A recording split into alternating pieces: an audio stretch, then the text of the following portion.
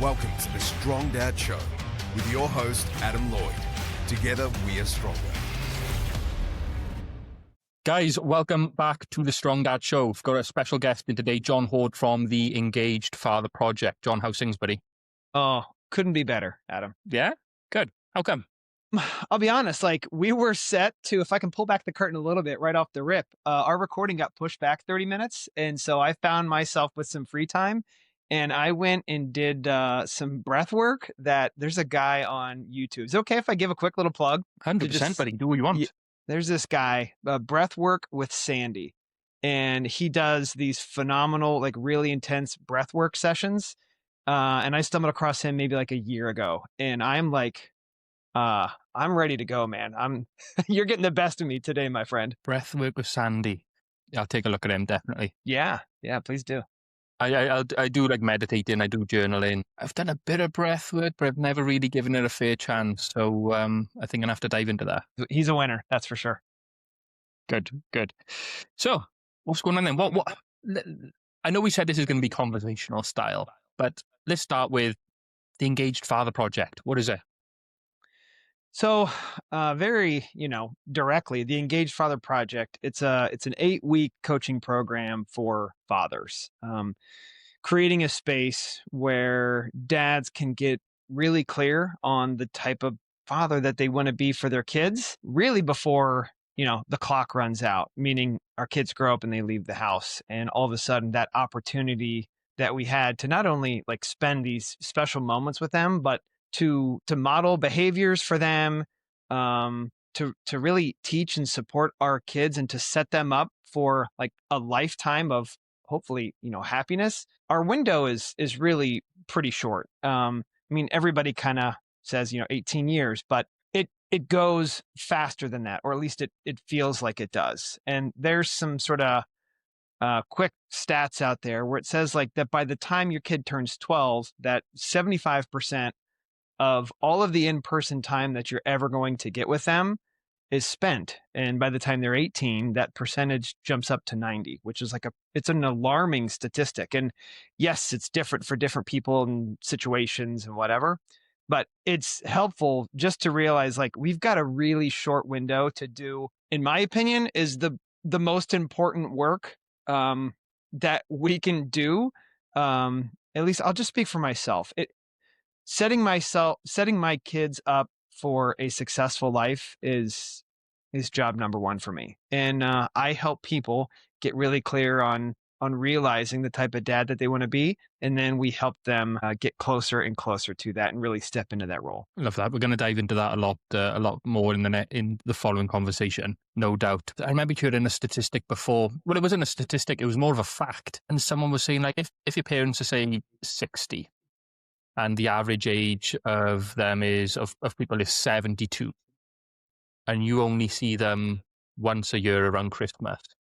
You're only really going to see them 12 more times. You think, I've got 12 more years left of my parents being in my life. Well, you're only going to see them 12 more times if you're only seeing them once a year. So I think that sort of reflects in what you've just said around the 75% by the time they're 12, 90% by the time they're 18. Is difficult to manage, isn't it? Because I was reflecting on it the last few days on the balance that we have to strike as modern men, where a part of us needs to provide, to protect, to earn a living, to pay for the roof over the heads, to pay for holidays. Therefore, you need to work for that. When deep down, all you want to do is spend more time with your children, and how you balance that is difficult. Yeah, it is a challenge. And on some of the reels that I've put out on Instagram, one in particular where I was listening to a group of older fathers. They were in their 60s and 70s, and they were giving their perspective. And this one guy said, when you get to be my age, he said, you can take it from me. You're not going to wish that you had more stuff, and you're not going to wish that you had more me time to yourself. You're going to wish that you could go back and spend more time with your kids. And that video, it really took off. And it's been really well received and tons of really supportive comments. But some people, they take the approach of well, the economy is trash and we have to work really hard. And if we don't, we'll all be homeless. And And the point of the message that I was trying to communicate to people, it's not like quit your jobs and only spend time with your kids. You use that word balance, and that's going to mean something different to everybody, right? So it's, in my opinion, it's more about like take whatever time that you do have with your kids without making any changes right now. But like, what if you just made that time mean more to you as a dad and also for your kids? Um, phones, right? Like that's the number one target that steals our presence. And everybody knows that, and yet it still is a really steady distraction. So just taking some small steps. I worked with a guy. He went through the Engaged Father Project, and as a result of doing that, he came up with something called the No Phone Zone. And he doesn't carry his phone upstairs because that's where his two kids' bedrooms are. And so he'll leave it like on the banister if he's going up there, because often he'll go up there with his son and they'll just lay on the floor and play Legos. And he doesn't carry his phone upstairs anymore. So he didn't quit his job. He didn't make any big life changes. He just decided that this time is too important, and I'm aware of the distraction that a phone can be. So I'm going to put a rule in place that works for this house, that works for me, and it's just really being intentional. And Simple, it's like isn't it?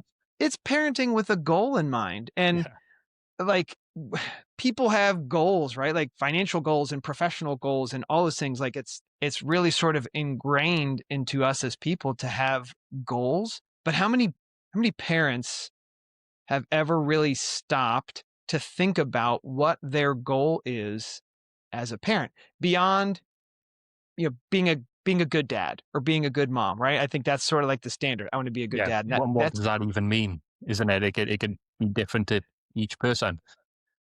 yeah, no doubt. One of my friends, John, does a similar thing. I think his rule in his house is even with the kids, they can have their tablets up until dinner time, so their evening meal. After that, all the tablets and the phones go away. It's colouring, it's drawing, it's reading. I want to say it's one of the balances which I struggle to maintain.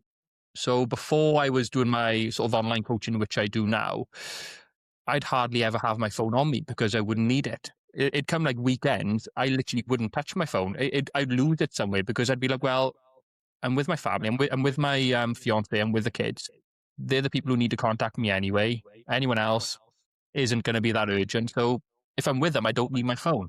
Yeah. It's different now because trying to manage Instagram and manage clients and helping them get their fitness transformations and trying to generate new business and new clients. So I'll find myself going on my phone to do something, to complete a task. And 20 minutes later, I've completely forgotten what the task is because the algorithm has got me. And I definitely need to practice. And I have been practicing more that approach of, look, just don't have your phone with you. Because like you've said, your children want that time with you. They deserve that time with you. And it's one of the things I find hardest in life. It's bonkers when you say it. But the hardest thing I find in life is being present. Because I rarely ever think about the past, but when you're an ambitious person and you're trying to, I guess, grow a business, but also make sure that your family provided for in the future. And like I've done online ADHD tests, smashed all of them, definitely got it. I haven't gone down a diagnosis route because I don't need it. But my mind is like constantly, there's always something in my mind. Like people will be talking to me and like I've had it before, like say a mother on the school run, she's talking to me and I've just like completely zoned out because I'm thinking on something else. But then she'll say to my fiance when she next sees her, I was talking to Adam, I could tell you weren't listening to me. And it's not me being rude. I just find it so hard to, like, it's different now. I find it easy on a podcast, but if I'm walking about, my head is all over the place. Like the fiance will send me downstairs to get something. 10 minutes later, I'll come back up with something completely different. Because by the time I've gotten to the bottom of the stairs, I haven't got a clue what I'm there for. Have you heard of the kitchen window concept? I don't think I have. Tell me about it. It might be called something different. There's many names for it, but the idea is, imagine you are in your backyard, and you'd probably call it a yard. 85 years old, and you walk up to your kitchen window to look into your house, and what you see through that kitchen window is your life when you was younger, when you're 30, 35 years old, when your children are still children, they're not 40 or 50, they're actually still babies. And it's using that concept to help you reflect on how you're living each day now. Because if you're 80, 85, you're looking through that kitchen window, what would you want to see? Would you want to see your children trying to get your attention and fighting your phone for your attention? Or would you want to see a completely engaged father drawing with the kids, throwing them up in the air and giving them love? And the concept is that you can't get that time back. You're looking through the window and you can't change anything. You can shout as much as you want. You can try and break through the window to say, hey, look at your children, but you can't do nothing. It's like, you'd want to strangle that version of you that's investing that precious time into something meaningful, right? You'd be looking through the window and you're on the phone and you wouldn't remember what you were doing on the phone. So literally it would look like you're just wasting what you realize then later in life is truly one of the most valuable things that we'll ever encounter as a father. And what you're talking about, that level of awareness and just that perspective, it's so important, because when you look at things through that lens of when I'm 85 and when life is slow and, money's probably not that big of an issue when you're 85 years old. And when those things quiet down, the important things really stand out among everything else. But like right now, when we're in the thick of it with, full schedules and jobs and investing, if we're married and we have a partner, like investing into that relationship, like it's a lot. Like we only have so much, energetic capacity for any one day. But it's about being intentional with how we spend that energy that just lets us maximize the opportunity that is the day that we have or the present moment that we're in, right? Like I'll speak for myself again. If I show up every day like that, where I know that I'm being intentional with my energy and I'm investing it in things that I care in that will have a meaningful return, which again would be like my kids being well set up with emotional skills and self-love and knowing that they were supported and seen as a kid. If I'm investing my energy in things that will yield that return, then I win, right? By my own rules, that's success. A couple years ago, my metrics for what success meant to me changed significantly. And I reprioritized those things because I went through a really challenging moment, a challenging part of my life. And so I changed what the definition of success meant to me. And I was thinking about this a couple of days ago, like trying to kind of encapsulate the work that I do with fathers and like kind of like what my goal is for them. I'll back up for just a second.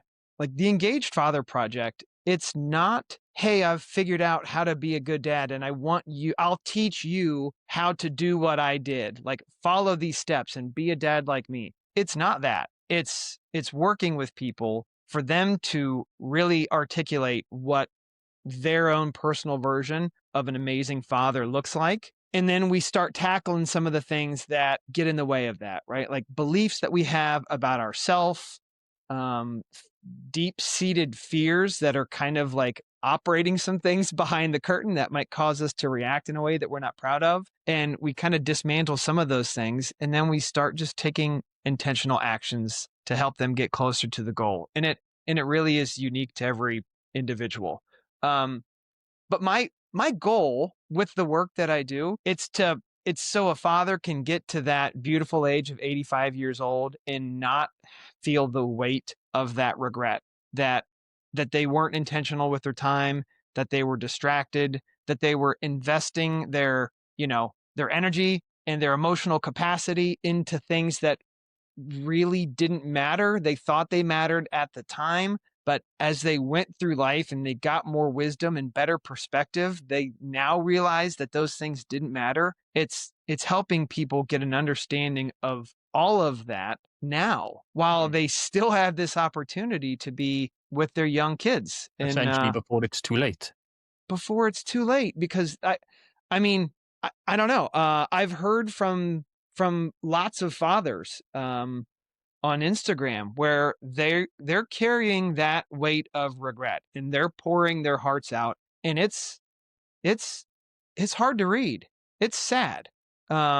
And I can't imagine what that feels like to get to that point and just to be really carrying around that burden of feeling like you messed this up. And I know that I don't want to feel that way.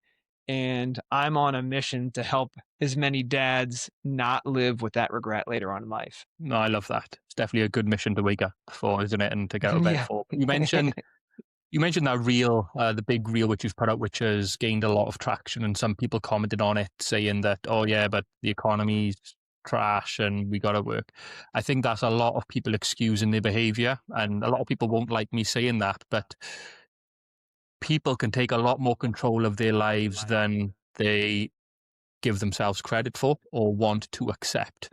And what I mean by that is, first of all, the economy isn't impacting your ability to be a father. You can't blame the economy for you being distracted. Yes, you can blame the economy for you needing to work, but you're always going to need to work.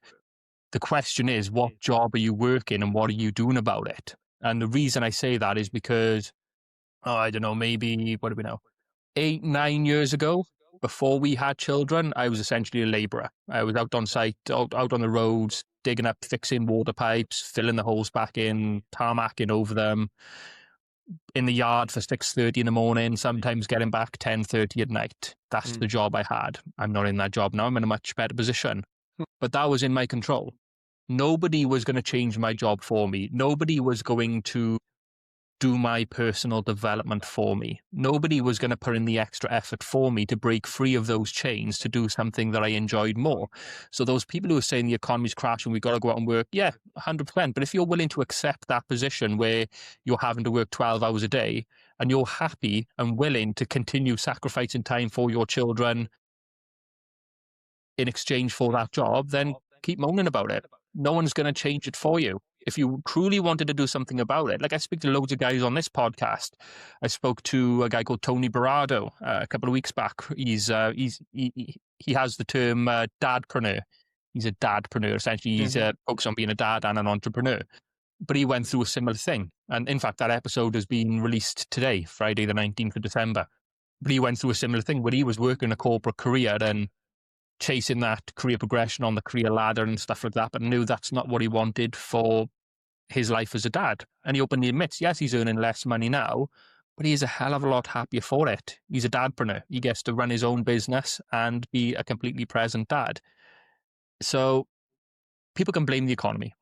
People can allow themselves to feel more comfortable by passing the blame off on something else. But ultimately, it's down to each and every person. If you truly want to be more of an engaged father, it's down to you to change that or seek the support of someone like yourself. And you mentioned that your metrics for success are different now than what they used to be. Take me back to what they used to be and what changed. What did success used to look like for you, and what was that catalyst for change, and when did that happen? Yeah. I was on a corporate path, like you just described, for the dadpreneur. You said his name was Tony? Yes, Tony Barrado. Yeah. I was on a similar path, right? I worked for a company for over 18 years. Started there part-time, ended up getting to the vice president level. Great company. And it always just felt like get another promotion, make more money, get more perks and go on more trips, and then I'll be happy. And so I kept I'll be happy when. Yeah, right. And I hit this point in my life where the work, I was putting so much stress and pressure on myself that it started to boil over, right? Way too much stress, anxiety. I had my first panic attack. I wouldn't recommend those. And it was jarring, right? Like a panic attack in and of itself is a very jarring experience, but the jolt that it gave me kind of just went beyond that isolated incident. It was like, well, what is happening in my life to where my body is reacting in this way? And it was a wake up call. It was like somebody kind of threw a cold glass of water on my face. And it's like, okay, well, how did we get here? And I realized that, it's like my goals were set on the horizon, right? Like no matter how much progress you make, you're never getting closer to the horizon. Your goals keep changing. The metric for success keeps growing. You see other people with more things and you think, oh man, look at all that. And so like the goal keeps changing in front of you and you really don't ever get closer to it. But when I went through this really challenging moment for myself, it gave me the opportunity to stop and reassess and ask myself, like, is this really what I want? Because when I did that, I was like, well, honestly, I was making more money than I thought I'd ever make as a professional. And I had all of these things, like all these other boxes were ticked, and I could go online and buy something and I wouldn't have to worry about whether or not I could afford it. Not like huge things. I wasn't driving around in fancy cars, but if I wanted a piece of gear or, I love being outdoors in nature. If I wanted a gadget or something for that, I could spend some money on it and not have to worry about it. And the material things were piling up. But because of this jarring moment, I was like, okay, well, I have those things. I thought they'd make me happy. And not only am I not like happy and walking on clouds right now, I just had a panic attack and I'm short fused at home and I can see that I'm not being the supportive husband that I want to be for my wife. And I'm not being the dad that I want to be for my kids. And so it was really like a fork in the road moment for me. And that kitchen window scenario that you talked about, I basically had that. It was instead of the kitchen window, I envisioned myself on my deathbed in my last couple days of life, looking back on that exact moment of time that I was sitting in and contemplating which of those two paths, right? I could stay at my job. It's secure. I could retire there. I could have all these material things. And it's the path that I always thought would lead me to happiness. Or it was this other path that was completely unknown.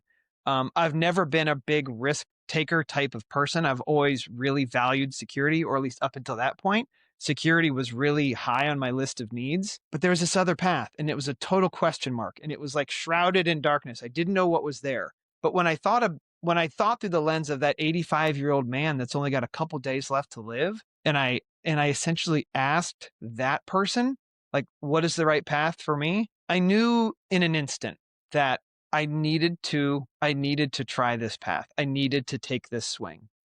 And I haven't looked back since then. How long ago was that? That was a little over 2 years ago. Okay.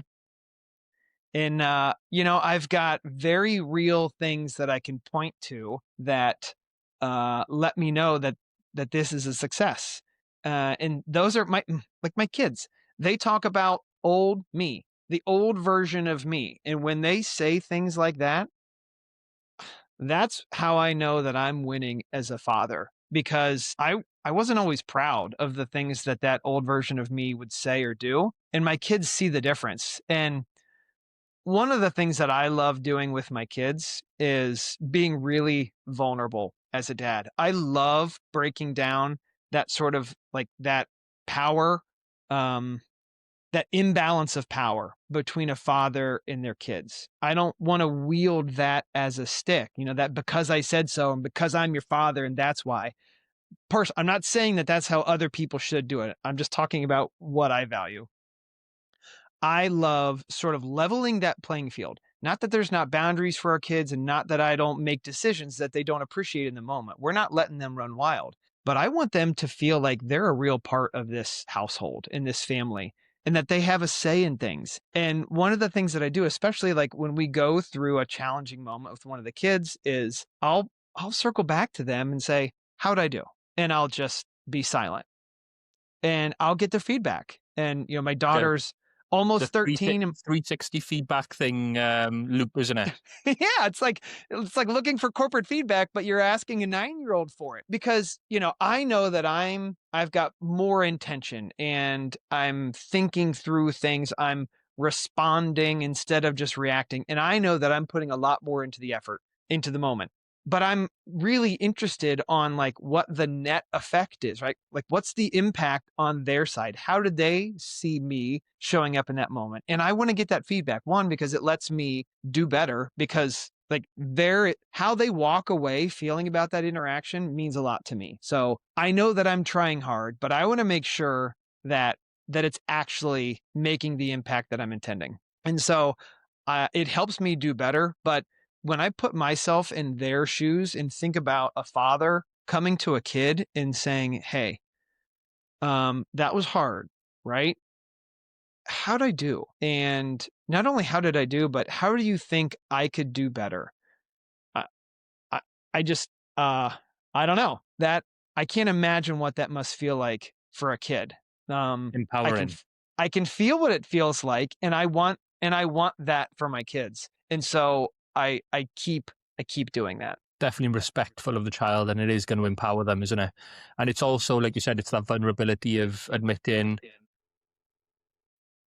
I don't always know what I'm doing as a dad. I'm trying the best that I can. I want to be the best that I can, but there is no training for this. I laugh about it after we had our first child. I said it's funny, in the corporate world, you can't even sit on a stool without a risk assessment or training on how to sit down, but yet you can have a baby and the hospital are just like, there you go, enjoy. I mean, it's like no training. There's no manual on this. There's probably some books out there. We definitely need a comprehensive dad manual, but yeah, there is no training. So it's opening up that vulnerability of saying, or being honest, and saying, I don't always know what I'm doing. I want to be the best that I can be, and I want you to tell me how I'm doing. Could I have handled that situation better? And that's going to empower your child so much. Yeah, I think so. I truly believe that it will. And that's one of my main focuses right now, personally, as a father, is being vulnerable and open like that. And also, if somebody is uncomfortable with asking that question, then I would want to talk to that person and ask them why, right? Like, what is it that you're afraid of?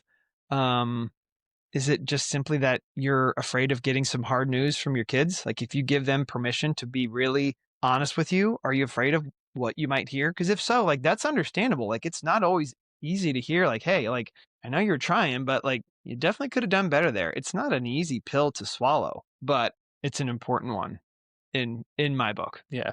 And there's no one more important to get that kind of feedback from, is there? No, who else? Like, I mean, you could ask some other parenting guru and you could get their advice, and they might be a really smart person, and they might have good things for you to try. But like what you just said is like, we're going like right to the source, to the kid that was involved in that moment with you, and you're asking them, how did I do? And what could I have done better? And Do it's you not ever, like, sorry, go I ahead. was going to say, do you ever handle a situation poorly, recognize that afterwards, and without having to ask your children, apologize? Like you've handled a situation poorly and you don't need that feedback, because straight off you're like, oh yeah, I got too angry there, and you got to say, I'm sorry for the way that I handled that. Yeah, for sure. I think apologizing when we make a misstep, because we're human beings, we're not trying to be perfect here. We're trying to do our best, but sometimes we're going to make a mistake, and there's something that's stirring inside us, like something that's deeply seated, maybe something that we experienced in our childhood, whatever, that's causing us to have this, maybe an oversized reaction in the moment. And yeah, you go and apologize. And I like explaining that, like, hey, that was some of my stuff that sort of came out in that moment, and it caused me to react this way, and that's not fair to you, and I'm sorry. And I'm not trying to justify what I did, but I want you to know that I'm looking inside myself at the things that caused me to show up in a way that I don't want to do, and I'm working on that. And again, it's some of that vulnerability, like, of just letting your kids know, like, I'm trying to do better for you. And again, when I put myself in their shoes and think about what that must feel like, that's it's worth the effort for me. There's no And it's doubt. teaching them the importance of reflection, isn't it? Because you're not saying go and reflect on how you handle that. By you saying this is almost an explanation, or this is some of my stuff and this is why I handled it, that you're indirectly showing them the importance of reflection, because they'll be thinking, well, if my daddy had his own difficulties or struggles and he handles situations wrong, but he's recognizing that, consciously, I think they'll start to see the importance of reflection on how they handle things as well. What triggered me? Why did I handle? How could I have handled it better? And eventually they'll be coming up to you and saying, before you go to speak to them, saying, Daddy, I'm sorry for how I handled that. I've got some Yeah. of my own stuff going on in third grade. Yeah, and to like carry that ripple effect out even like in an additional direction is they'll take that sort of reflection and they'll be able to have like empathy and understanding for other relationships in their life. Like maybe it's one of their peers at school that like said something, like made a really cutting remark to them. And I've heard my daughter say this to me, like she's in 7th grade and she'll say like, I wonder like what they've got going on in their life that would make them say that. And I'm like, yes, Yeah. it's again, it's not to justify if somebody does something that's cruel, it's not giving them a pass because they're going through something challenging, but just stopping to think like what else could be true? Like in this moment, like what else could be going on? Like what's underneath that's causing them to say this or to react this way. It's such a powerful moment. You use the word reflection, and I think that really nails it perfectly. There's so much power and there's so much understanding that can come as a result of us just taking 5 or 10 seconds to be open and considerate that there's other things at play that we're not aware of. It makes me feel better as a person. It kind of opens up that loving part of me where it's like, okay, like maybe they're just going through something hard. So I feel better. And then it also allows me to respond in a different way. Now, maybe they're just having a rough day and they're just mad and they're just being a jerk. Like that's on the table too, right? Like not everything is like excusable, but let's say that like an interaction happens and I never really learn like what was happening that caused that, or maybe there wasn't something. If I take that moment to be empathetic and to reflect, I feel better walking away from that interaction, just knowing that I stopped to give it some consideration for just a couple seconds. It's like they say about apologizing. It's not for them, it's for you. It's sort of like a similar effect there, isn't it? It's when if say you do something wrong and you apologize, the power of the apology is not in making that other person feeling better, but it's almost lifting the weight from yourself as well. And it's similar to what you just said there. It's reflecting not to excuse them, but to make yourself feel more comfortable with the situation or more understanding of the situation. Have you heard of there's a Japanese sort of, I forget the term they use, would it be Japanese parable or Japanese story? And it basically says, it's about a young Japanese student carrying a woman across the river. Have you heard that one? Maybe, but I would love to hear it. Yeah, I might get it wrong, but essentially there's like a Japanese teacher, master, and his young student are walking, reflecting on the day, going through some lessons, and they reach a river, and there's a woman who needs help getting across the river. Now, the Japanese master, and he says to his student, we're not supposed to talk to the women. We're not supposed to help them. Keep moving. The student goes against his master's word and essentially helps the woman across the river, picks her up, carries her across the river. They all get across the river, part ways. The master and his student keep walking for the rest of the day. Now, towards the end of the day, the Japanese master, the teacher, is still angry at the student for defying him and going against his word and helping the woman and carrying her. And the student says something along the lines of, I dropped that woman at the river's bank, yet you're still carrying her. It's the whole concept of, I'm done with that. I'm not even thinking about it. And I'm the one who did the bad deed, but yet you're the one carrying the weight of it now. You're the one who's still upset about it. Yeah. Oh, my daughter, again, she's almost 13. Her birthday's coming up soon. And here's another metric of success, or something that lets me know that what I'm doing means that I'm successful as a father. She'll coach me as a kid. Like I went and I got certified as a coach, and it's what I do professionally. And to be coached by a 12-year-old, because this happened maybe 4 or 5 months ago, is incredible. To know that she's learning some of these skills to be able to help people through challenging times. And so my daughter and I were on a bike ride, and we're on a path that's not that wide. And this guy comes like flying past us on one of those electric bikes, an older gentleman. And he he didn't hit any of us, but like if my daughter would have swerved a little bit, it would have been a massive collision. And we were like right by a busy road. So like who knows what could have happened, right? And so like Papa Bear mode comes out and I'm really upset. I was like, it's not that hard to slow down, just to say like coming around on your left. Maybe he had a little bell, maybe he didn't, but like just common courtesy is all I'm looking for. Like don't put me and my daughter in danger when we're out on a bike ride on a summer evening. And so like I can even feel myself like kind of clenching up now as I described that. I was just really I incensed. am as well.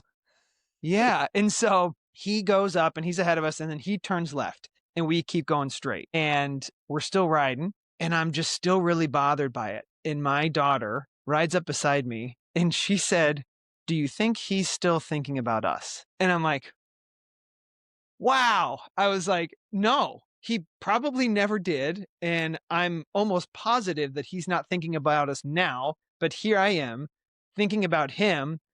I'm feeling all of these, angry emotions and I'm clenched up and I'm clearly not happy. But in that moment, like life was perfect. Like all of the elements were there for a perfect experience of life and being a father.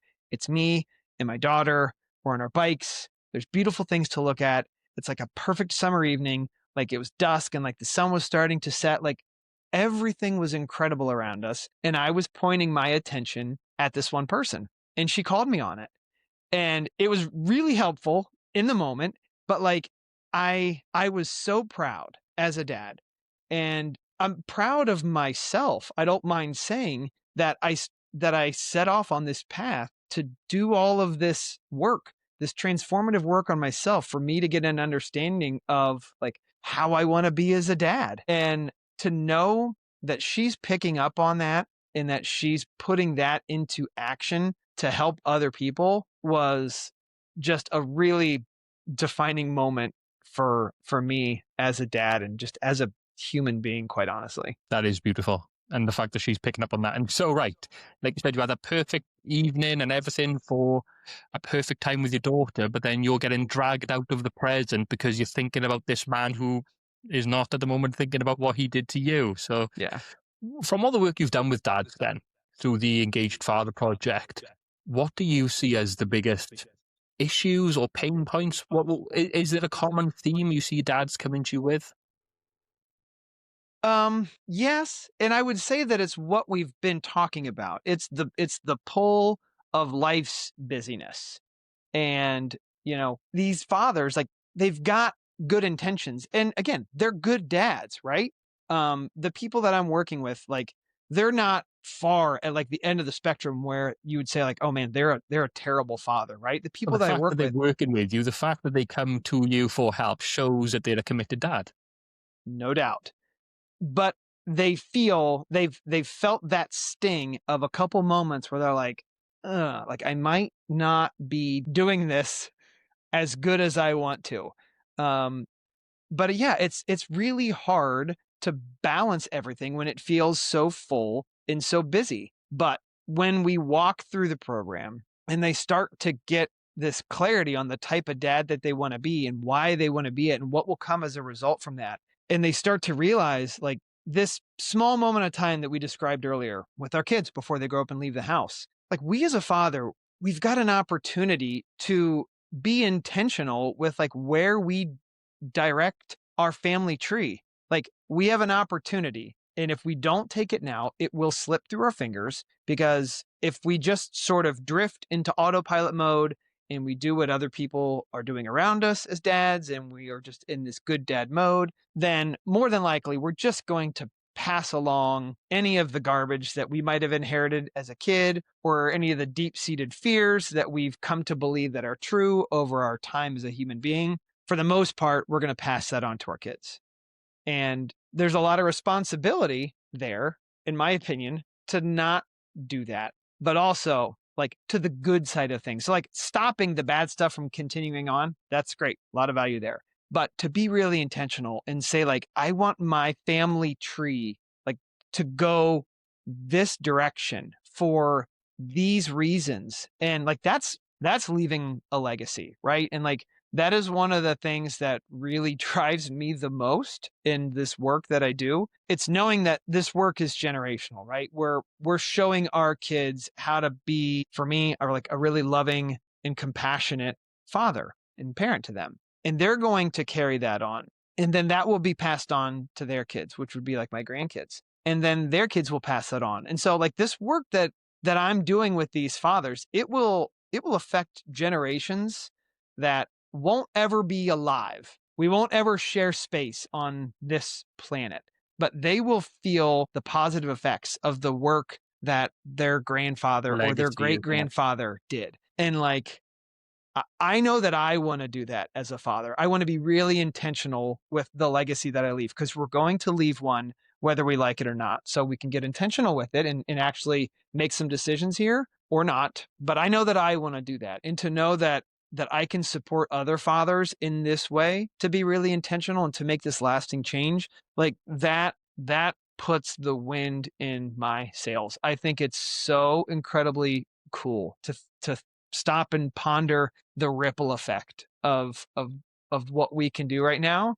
And yeah, it is absolutely one of the reasons why I do what I do. Yeah, I get the exact same when I'm working with dads on their health and fitness, regaining strength, giving them the confidence. And it's having that similar thought that you just had, as if I can show a dad the importance of health, fitness, maintaining a strong body, exercise, nutrition, then he gets his children involved. His children are more likely to grow up healthier and strong and live a stronger life, active in the gym, eating the right kinds of food, prioritizing their health, their fitness, really looking after themselves.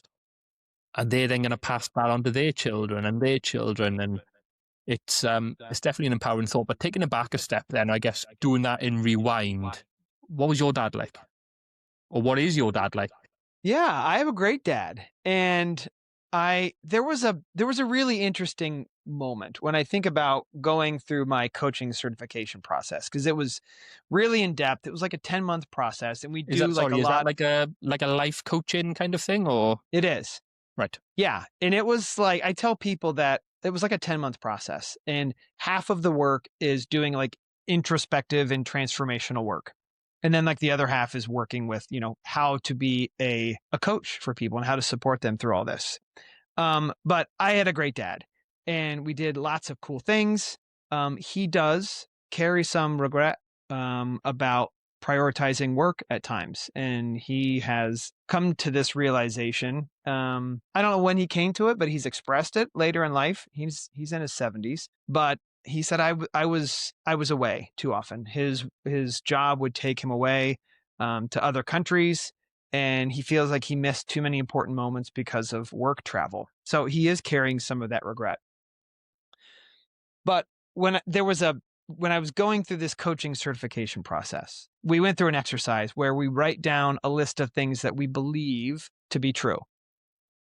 And they just say, start writing it down. Say, I believe that, and then you fill it in. Then you start writing. Well, like the very first one that I wrote down, and it kind of surprised me because it's not something that I would consciously think about all the time, was I believe that if you're going to do something, do it well. And it took me back to my garage when I was a kid. I was probably 6 or 7 years old, and I can hear my dad saying that. And I understand his intention with that phrase. Like it's something that his dad said to him, and it's saying, put your best foot forward. If you're going to do something, like do a good job, right? Like it's being said with love and with good intention, right? But I can see, when I look back on my life, when I said earlier that I was someone that was very like averse to risk and I really valued security, it ties back into that, because I put the expectation on myself that if I was going to do something, that it was going to be excellent. And if I wasn't completely sure that it was going to be excellent, then I wouldn't do it. And I would just sort of stay small. And like that would show up with like my outward physical actions. But I also felt it like socially, right? Like being in a social setting, and like you have like the idea to say something, and then I would kind of like run it through this analyzer, like, well, what are they going to think about it? Is it really worth it? Like, oh man, I don't want somebody to be upset by it. And like, it's not even worth it. Right. And so I really I carried that around with me for a long time. And once I was able to see that, I was like, okay, wow, like this makes sense. And I'm not blaming my dad for saying it. Cause again, like I know it was coming from a place of love, but we do this exercise, you write down this belief and then you rewrite some of those beliefs that maybe aren't working for you the way that you'd want them to, and you transform them. And so I rewrote, if you're going to do something, do it well. And I changed that to, if you're going to do something, do it with passion, because that works for me in every scenario. And that's something that I don't have any reservations of passing that on to my kids. If you're going to do it, like just really do it, right? Like go all in, whether it succeeds or it fails, just be passionate about it. That is powerful. So what do you think then? And like you said, your dad passed that on to you and you've transformed it into, if you're going to do something, do it with passion, which you pass on to your children. How important is it to either or strike a balance between allowing your children to grow up into the person that they're going to be naturally, or trying to almost influence and embed a set of philosophies, morals, and behaviors? What do you think? And is it something I've never really thought about, but just in this conversation with you now, I'm thinking, yeah, how important is that balance of having a set of family morals? Like if you said to me, what's your most important moral? Integrity. Always has been, always will be. I think it's incredibly powerful for someone to live with a high level of integrity in their life. A lot of people will disagree with me. That's absolutely fine. But how do we approach that with our kids? What's your thoughts? Well, you asked how important it is, and I would say it's incredibly important. And you also touched on the fact that it's different for different people. And having that understanding of like there's not one set of morals or a code that works for everybody. So again, like as a father or as a parent, like take the time to get really clear on what is really important to you, and then like kind of like stress test it a little bit or try to take a different perspective to make sure that it really does work for you on a very deep level, right?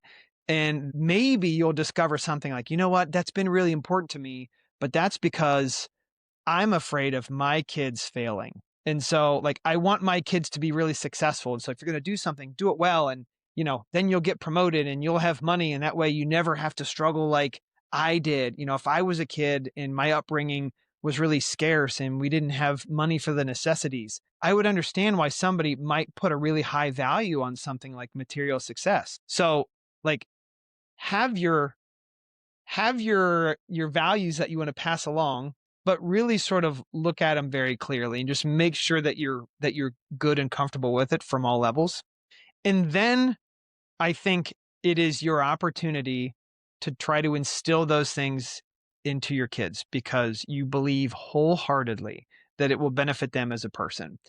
I think that's a very important component of it. I'm almost like visually, I'm seeing like the yin and the yang here, where there's like, you're trying to strike a balance between being intentional with those things and then also supporting your kids in a way to where they can grow up to be the person that they want to be and that they were meant to be, and to know that they don't have to grow up and just be a mirror image of their parents. Like they are different. They are different people.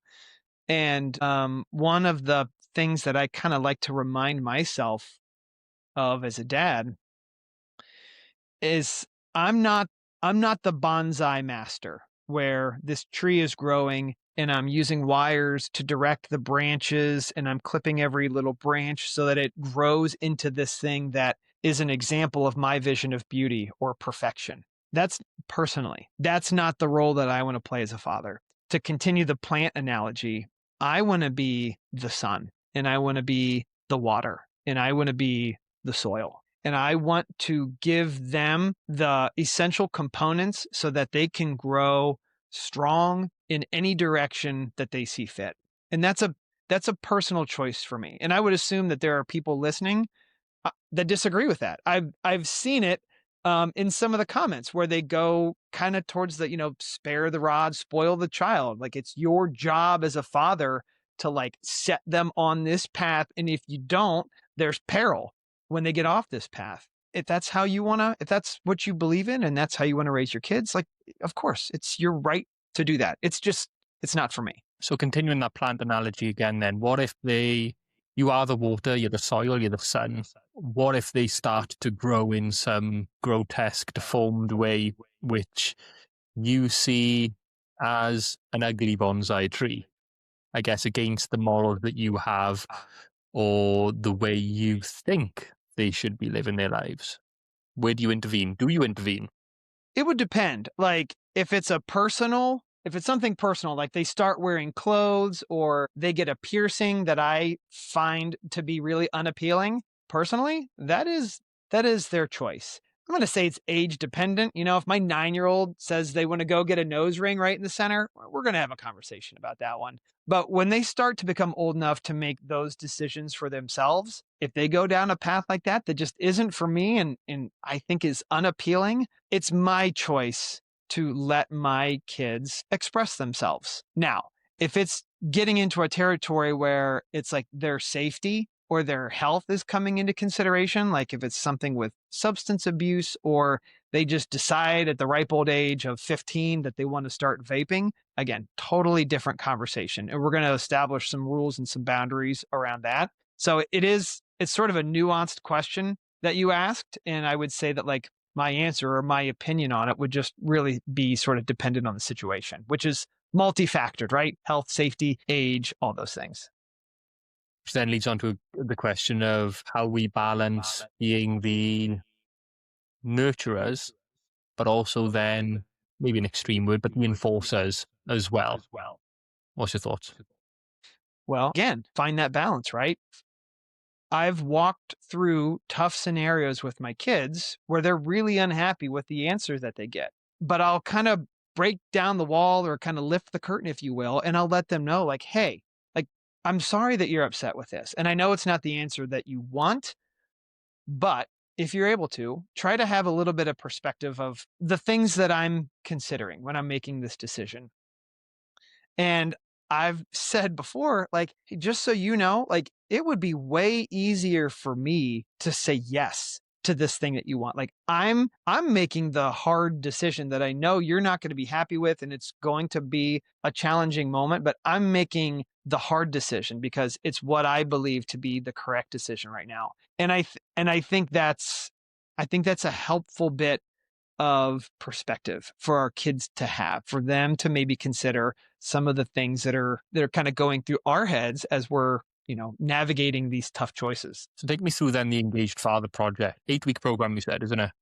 Yeah. What kind of things do you cover? And I know you said, which is really good, which I know a lot of guys will take a lot of value from, is that it's bespoke to the individual in the sense of how do you define an engaged father? What do you want to get from it? But take me through, I guess, the mechanics or the fundamentals of what would someone get if they was going to join the Engaged Father Project? Is it a do it yourself, go through the modules and watch these videos and learn this course? Is it one-to-one coaching? Is it group coaching? Do they get a development plan of sorts? Take me through those mechanics. Yeah. So it varies. So it's 8 weeks. By nature, it's a group coaching program. So it's other dads that will go through this program with you because there is tremendous value. And this is not me just taking a guess. This is people that have gone through it. When you ask them, like, what are some of the things that really helped you through this program? The community and going through this with other dads is really high on their list. So just being in a space where we can really sort of let our guard down, take our armor off with these other dads and start to open up. And, it's not very common for fathers to have a space where they can go like, man, parenting's hard, right? And like, sometimes we don't know what to do. And sometimes I'm scared when I think about these things. Those aren't common conversations that happen. So to be in a space where you can share things like that it does a lot of heavy lifting for sure. But it doesn't have to be group. If somebody, doesn't want to do that and that just doesn't work well for them, we can also do it one-on-one. But they're live calls. We meet once a week. They're 90-minute calls. And there's like an overarching sort of structure to the 8 weeks. It's an acronym that I came up with called STEP. So STEP. S being strategy, which is again where we we articulate and help you discover what that goal is, like have a target in mind. And then T is like the transformation part where we start to work on like, what are the things that you keep bumping your head on that are keeping you from being that ideal version of the father that you want to be. And E is enrichment. It's that sun, the water, the soil. It's how can we really like pour positive things into our kids' experience with this goal in mind of like how we want them to feel. Like asking the father, like, how do you hope your kids will describe you as a dad? Again, it's unique to every father. But then it's like, okay, if those are the words that are important to you for how you hope they would describe you down the road, let's start doing some things that align with that goal in mind. Like if you want them to feel safe and supported, start doing more things on a day-to-day basis that help them feel safe and supported. And then the last part of it is P, which would be progress. And it's really putting some structure in place to where they can take this momentum that they're inevitably feeling by the 8th week of the program. They've learned all this stuff and they've got like so much clarity about how they want to be as a dad and like they're feeling really great. Well, like let's put some structures in place that will help you maintain this momentum, because everybody or a lot of people have certainly experienced that sort of workshop high, like where you do something really intense for a day or a couple days and like you run out of there feeling like you could run through a brick wall. But if you don't put some structure in place to actually help you maintain those new habits, I mean, it's the New Year's resolution thing, right? Like 80 to 90% of New Year's resolutions are done before January's over. It's that. So like, let's put some structure in place because you've decided that these things are important to you. So let's make sure that you just don't revert back to whatever old version there was of you before you showed up on the first week, because you yourself decided that it was too important to continue to be that previous version of you. So you've changed, you've grown, you're looking at things differently. Like, let's just keep going. And at a high level, that's how it works. Yeah.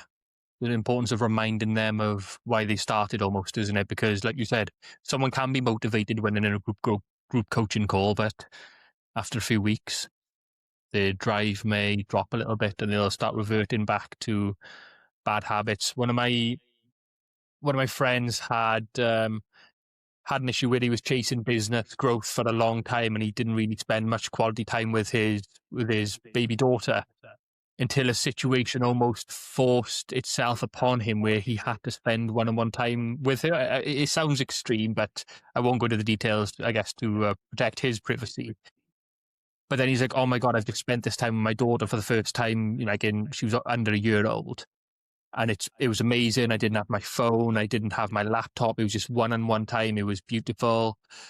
And I basically said to him, I said, do you feel guilty that you hadn't done that before? He's like, great. He was like, yeah. And I said, great. I said, carry that guilt. I said, don't excuse yourself. I said, if you carry that guilt every day, it's going to remind you not to fall back into bad habits. If you start thinking of it with a perspective of, I'm so glad I did this and it was so beautiful. I'm so glad I've been awakened to the quality time to spend with them now. That might last a week or two. And then you're back into bad habits and you're spending too much time on your business and you're not having quality time with the children. But I said, if you carry that guilt with you, it'll almost be an enforcer, a catalyst for change, something which will make you like a crowbar pulling the door open. I still remember how crap I felt that was the first time. So I'm going to close my laptop now and I'm going to go and do it again. I love that. That's excellent advice. Where can people find out more about you, Jon? Where can they find out more about you, about your course, about the material, the knowledge, the help that you put out to the world? Yeah, theengagedfatherproject.com. That's my website. I would love for anybody that's listening to go find me on Instagram at The Engaged Father Project and find that post that I was talking about earlier. I had one that just really blew up at the time that we're recording here. It's pushing 600,000 views, which has been really fun. If you want to find that post and engage with it, and so I can continue to spread this message of love and hope and positivity, I would really appreciate that. And I also offer something that I call the Engaged Father Jumpstart. It's absolutely free. And I work with people. It's one-on-one. And we set up 5 meetings in 5 days, just 30 minutes apiece. And it is a taste of the work that we get to do within the larger Engaged Father project. I will tell you, it's not a 5-day sales pitch. It really is something that delivers value. And there's a letter that one of the dads wrote to his kids as a result of going through this free little 5-day program. And it's so powerful and so moving. And I read the letter, I created a video, and it's on my YouTube channel, which again is the Engaged Father Project. If you want to go check that out, you can see it there. I'll link it all in the show notes as well. So I'll make sure I get the links right before we publish anything. Thank you.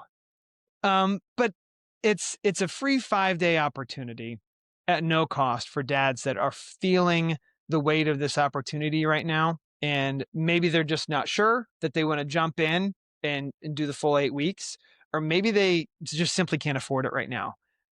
It's an opportunity for people to grow. And so clearly, because it is one-on-one, it's not something that I could do a ton of. So it's fairly limited. And Adam, as a thank you to you and to the listeners of your show, if you find me on Instagram and just send me a DM and let me know that you heard me on the Strong Dad Show. And in addition to doing the free 5-day program with you, if that's something that you'd like to do, I'll throw in a free 1-hour coaching session on top of that. So in total, it would be about a 2.5 hour total working time with me.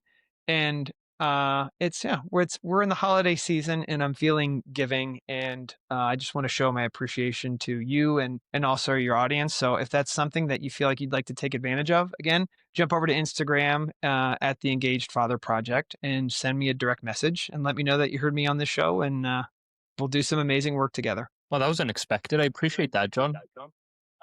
I'll make sure, like I said, even more reason now to make sure I get all of the links correct in the show notes, but you heard it here, guys.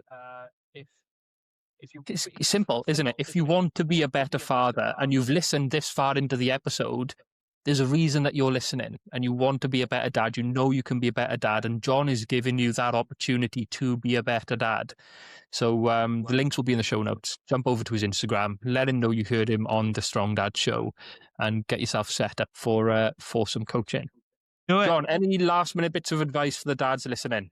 If you feel something right now, if you listened and you felt something stir inside you, don't let that go. It's so easy to let that pass, and you'll go back into the rhythm of life. This message is finding you right now, and the potential to make a meaningful change that can literally last for generations, far beyond our personal time here spent on this planet. Take me up on this. It's if you want to do the full program, great. It's fantastic. I just wrapped it with somebody. I took a guy through it one-on-one. He couldn't say enough good things about it. But if you're not ready for that right now, take me up on the free thing, and you will not regret it. Thank you very much for joining us on the Strong Dad Show. I'm going to have to bring you into our Strong Dads community as well to share some wisdom throughout the community of dads that we've got there. But John, thanks for joining us on the Strong Dad Show. Thank you, Adam. It's been a real pleasure.